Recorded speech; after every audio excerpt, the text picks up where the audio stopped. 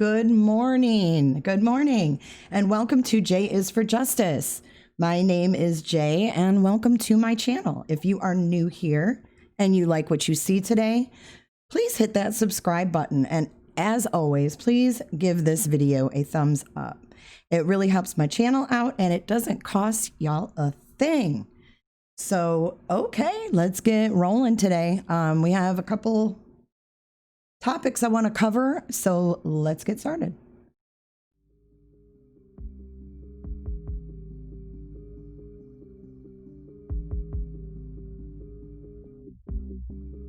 The live guest on a podcast called J is for Justice. I think there's just hope that she returns no matter what. Oh my God, that's Megan's house. Oh my God. Oh my God. And then, wait a second, you guys, we have breaking news. All of a sudden in the chat, there was breaking news that there was a raid going on in Houston, Texas. It may be connected to a high-profile case. That's her best friend. She would not be there.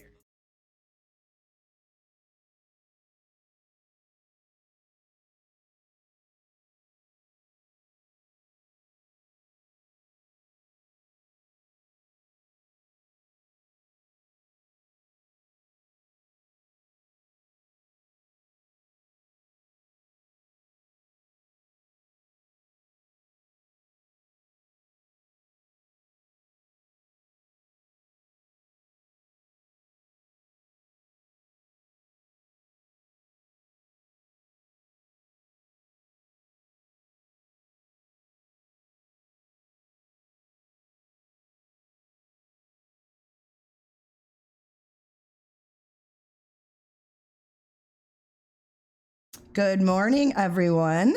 Welcome to J is for Justice. My name is Jay, and welcome to my channel. If you are new here, please click that subscribe button if you like what you see today. And as always, please give this video a thumbs up if you like what you see.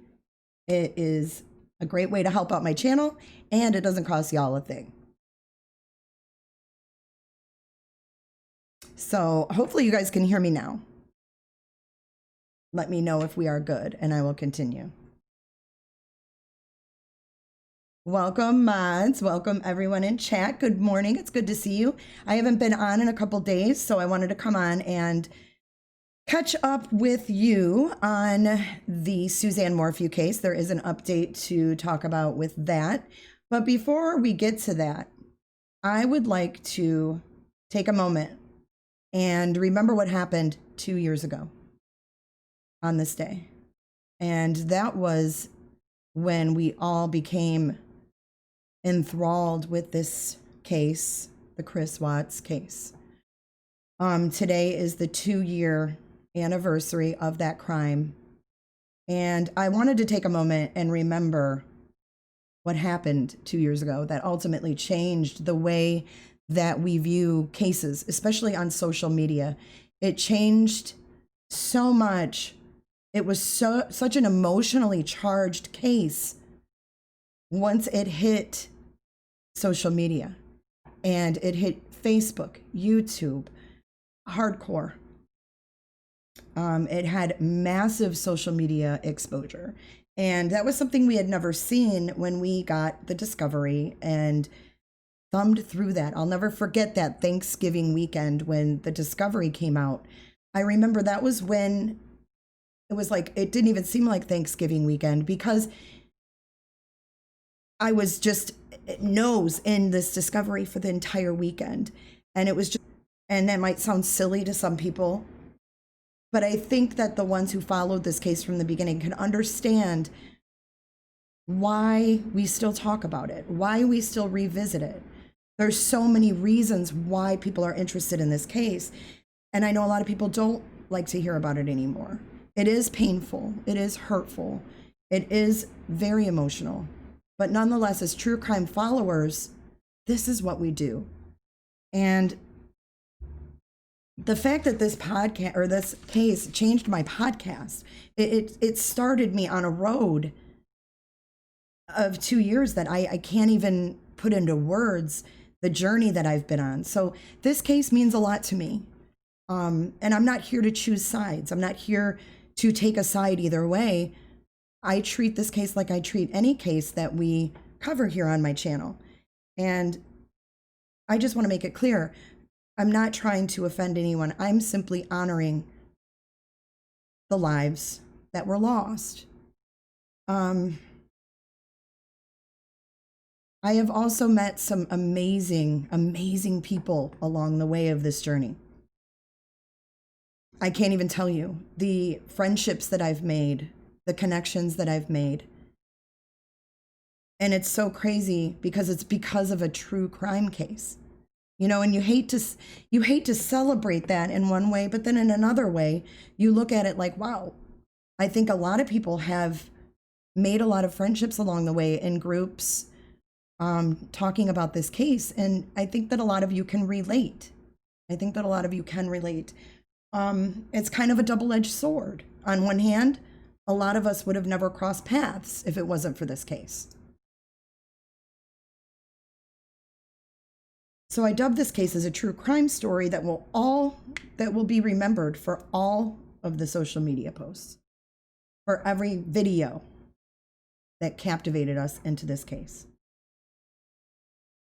I come today to honor Shanann, Bella, Cece, and Nico.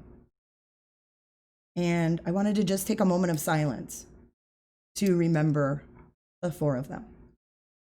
So let's do that right now, and then we will move on with the stream. Thanks, you guys.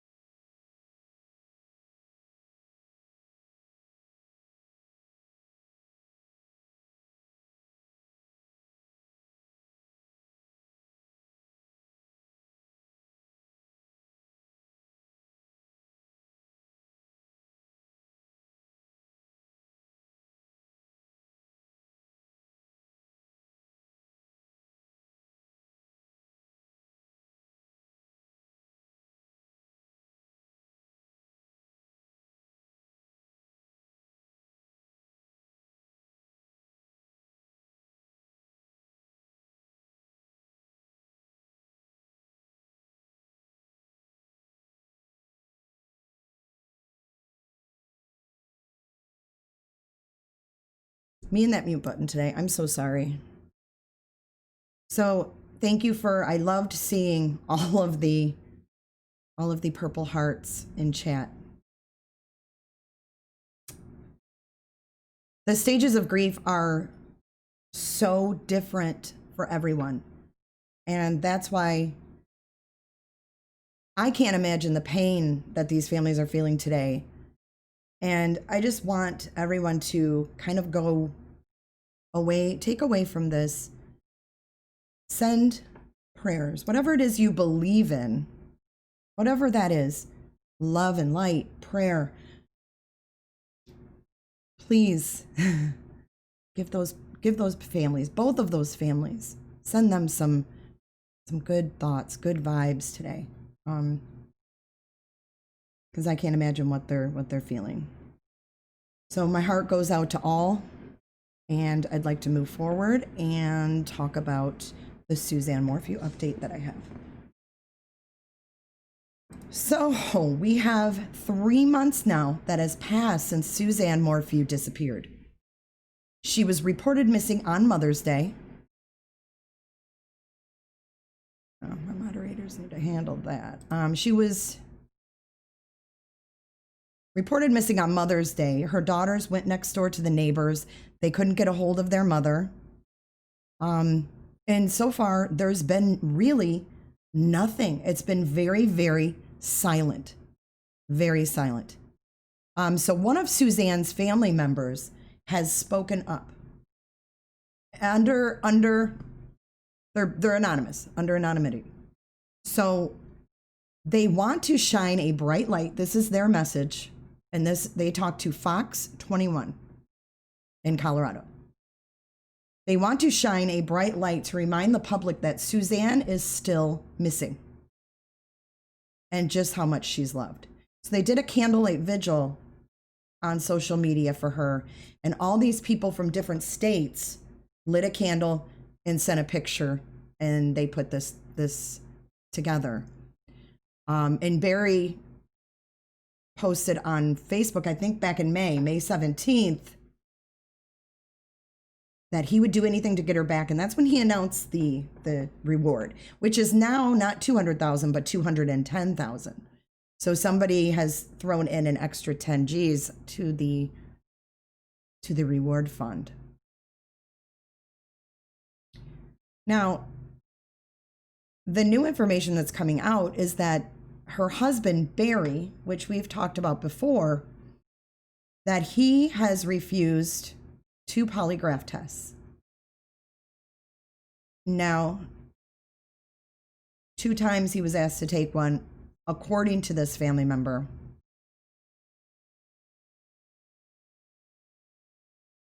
And now they're out distributing these flyers on the 3-month anniversary, right?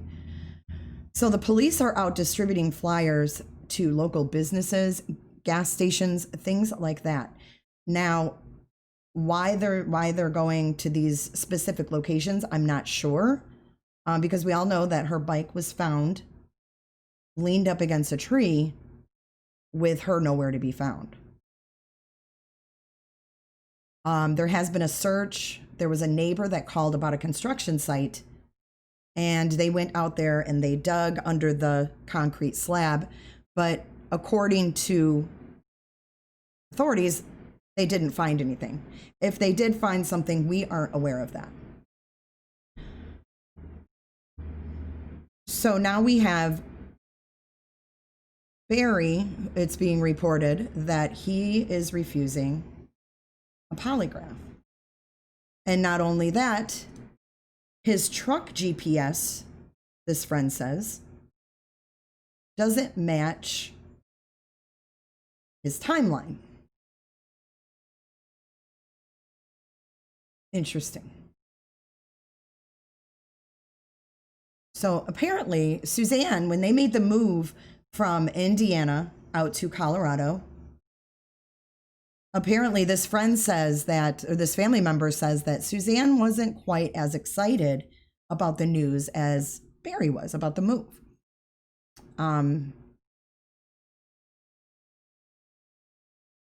He did supposedly tell this family member that data from his pickup truck did not match what he told investigators. So I don't know if we're going to see some movement here soon. But the relative that Suzanne's extended family said Suzanne's extended family was in the dark about the missing persons investigation. And they also said that while Suzanne and Barry seem like a happy couple, sometimes, this is a quote, sometimes we don't know people as well as we think we do.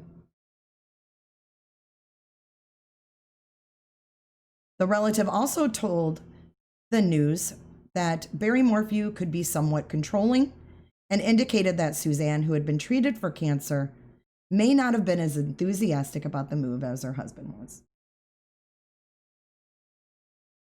So the Chaffee County Sheriff's Department declined to comment on any of the family members' new claims or anything about Barry Morphew's cooperation or lack of.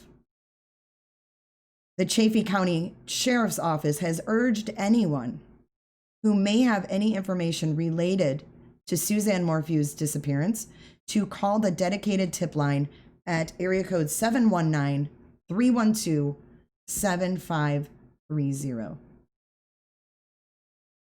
And that is the latest and greatest. I do want to share that Nancy Grace on her Crime Stories podcast, which is amazing. I don't know about you guys, but I personally miss the Nancy Grace days on Court TV and on HLN. But on her podcast, it's called Crime Stories with Nancy Grace. She just released a podcast episode on this. This case. So it's called Gorgeous Colorado Mom Missing. Was her bike found under a bridge?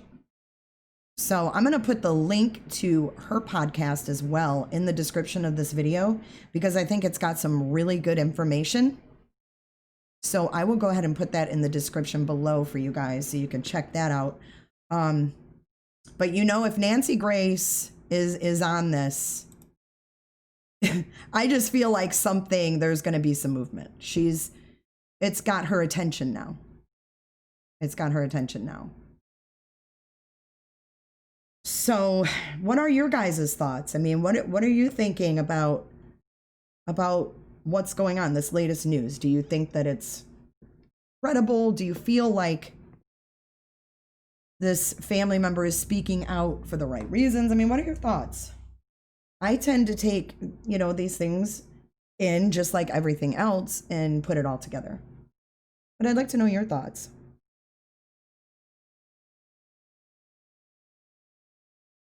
Sleuths, it sounds like the bike was placed, especially the bit about the brakes being engaged. Yes, so her bike was leaning against the tree with the brakes engaged, which is really interesting. And I believe they found some personal items in another place that her nephew had spoken out. That was something that was interesting in the beginning too, was that we had the nephew was the family spokesperson, and he all of a sudden just went dark. He didn't post on the page anymore. He just went completely silent. So we really haven't gotten any updates from the family other than these anonymous tips that are coming into the news. Sleuth said, like you said in the past, Jay, you can't deny victimology. Everyone should be looked at as a suspect. I mean, the first person that they're going to look into is a spouse. I mean, we all know that. We all know that. I was watching a documentary. I have been so addicted to Netflix lately, you guys. Not to change the subject, but a very interesting documentary series that I came across was Trial by Media is one of them. Trial by Media. And there's some really good cases in there. There's also the confession tapes that I've been watching as well. And that is really, really interesting. The confession tapes, a little off topic, but it's so interesting because you see these interrogations going on. These are all recorded interrogations. And you know that these people did not commit the crime that they are being interviewed about. But they confess. These people confess. They're broken down to the point where they just tell the interviewer, the investigator, what they want to hear. And ultimately, their life has changed forever because they thought, if I say, what they want to hear, I'll be able to go home. I just want to go home. So that is a really, really interesting series. And I'm not done with it yet. Yes, it's called Trial by Media, Jenny. And there is so much true crime on Netflix. You know, it's crazy because I love the Investigation Discovery Channel. However, I don't turn it on as much because Netflix has so much content on their platform. It's amazing how much true crime. Another show that I watched is How to Get Away with Murder. Have you guys seen that one? I feel like that show really shows kind of how a game the justice system can be. Very, very interesting. With that being said, I want to kind of give you guys an update of what's going down on J is for Justice. All right. So tomorrow, I will be talking with Shanann Watt's friend, Lauren Arnold. She runs a Facebook on YouTube or she runs a group on Facebook. Prayers for Shanann. Lauren was a friend of Shanann and Chris. And